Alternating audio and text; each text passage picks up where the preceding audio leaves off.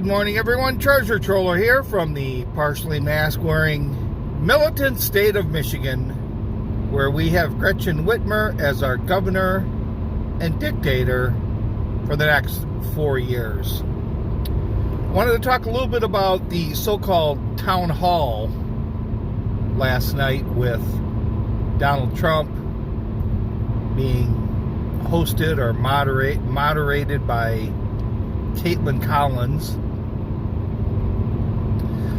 And rather than talk about the same stuff that everyone else is talking about, how well Trump did and all that kind of stuff, I can't quite look at it that way.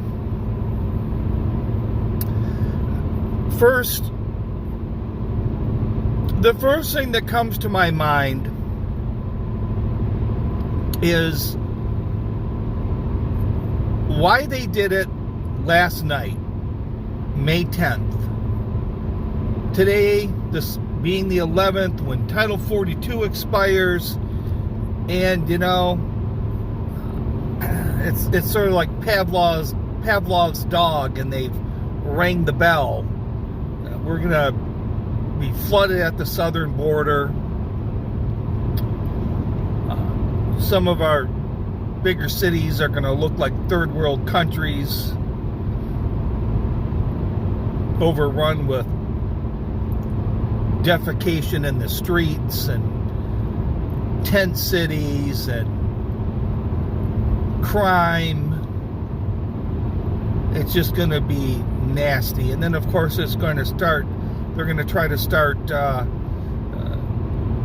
moving that stuff into the suburbs and the smaller cities and whatnot. It's going to be an absolute disaster for this country. So I couldn't quite understand why they would want to do that debate or that town hall the night before, when obviously immigration was going to come up.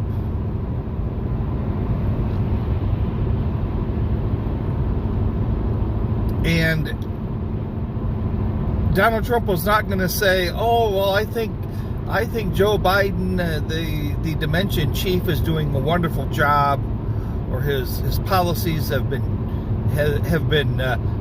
good, not perfect, but good. Got to give him the Triers Award, the Triers Trophy, the participant trophy.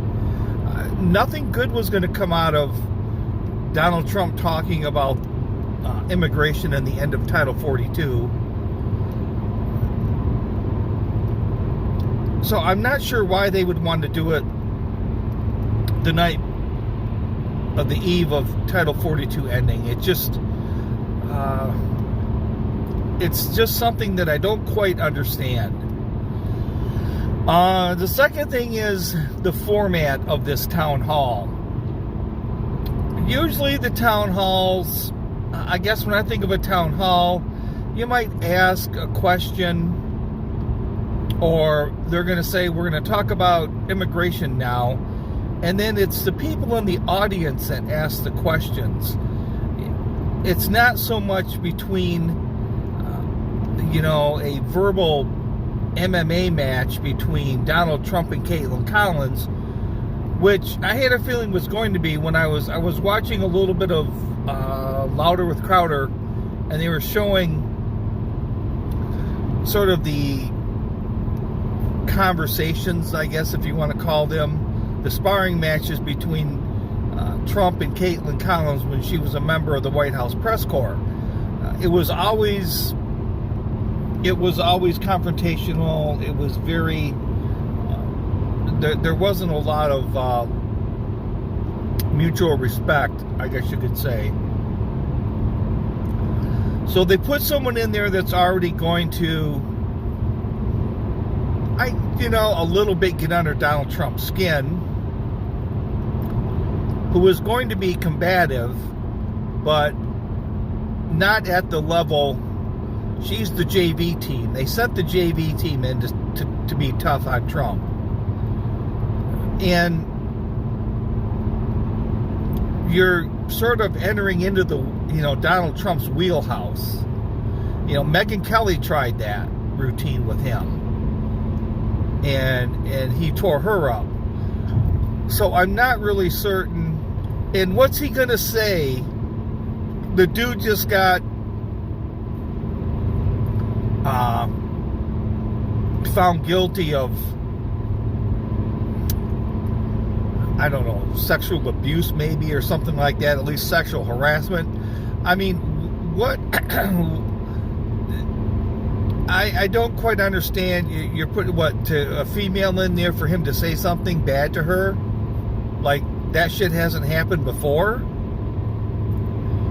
And that's pretty common with Trump, to be a little bit insulting. He was insulting to the lawyers in the deposition. He said, referred to women as pigs, and he says, well, only Rosie O'Donnell. So, I mean, that tactic isn't going to work. And then try to go with Trump toe-to-toe isn't going to work.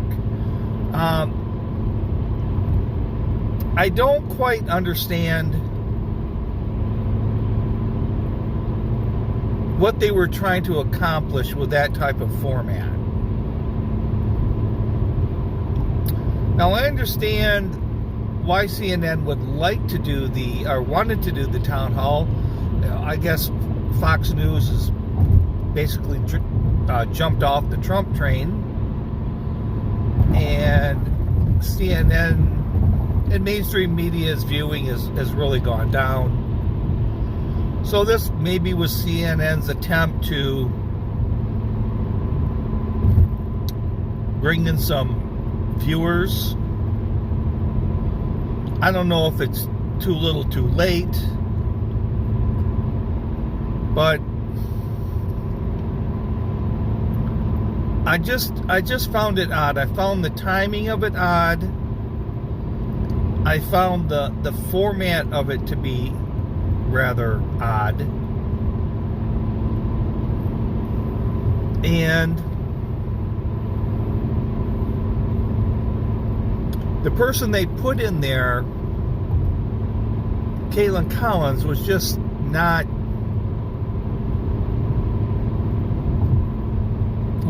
good at it.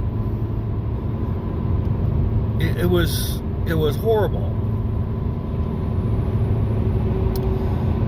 So I'm still just really kind of curious about the whole timing of that event. It just seems rather odd to me. But yes, today it's going to be a bad day for this country. They're going to show those people pouring over and into the country, and you're going to hear Mayorkas say, "Oh, it's under control." What's her name? Karine Jean-Pierre will say, no, nobody. There wasn't anybody. No one came in. No one came in that we didn't want in. It's all bullshit. The border is secure. The other thing, too, about that meeting, about that town hall, which would really concern me if I was a consultant, a campaign consultant, a Democratic campaign consultant, I would immediately not take any calls from Joe Biden. There is no way that Joe Biden could stand in that ring, and not even with Donald Trump, but a town hall meeting with Joe Biden. Can you imagine that idiot trying to, go for a 60 minutes, 90-minute town hall meeting? If I was a Democratic consultant, I would just get out of the way. I would get out of the way of this train wreck. There would not be enough money for me to put my reputation on the line to know that this was just a dumpster fire right from the start. There's just no reason to even consider taking Joe Biden on as a candidate or as a client with my consulting firm. There's no way. That was a terrible meeting as far as the Democrats are concerned. Trump was just, you can't say he stumbled over words, he forgot anything. It's just not going to happen. I guess the only possible thing that Trump's opponents could get out of this would be maybe they're trying to use this as info for additional lawsuits. I don't know. I don't really see what they could do. Trump was pretty. They let Trump answer the questions the way Trump wanted to. He brought the receipts with him.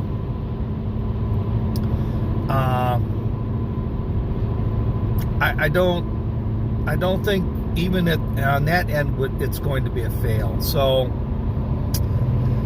I don't know. I think I'm rather upset with Bud Light. You know, I said I would go in pro bono. I said I'd be, handing out, free beer or very discounted prices. They're giving out Bud Light to the distributors. They're taking all my advice. They just didn't give me that wench's office. So they are following my recommendations. They're not giving me any credit for it. And I didn't get that office of that wench. So I'm not totally happy, but I'm glad to see that some people at Bud Light listen to Treasure Troller and they take his advice. So I'm passing along some free advice once again.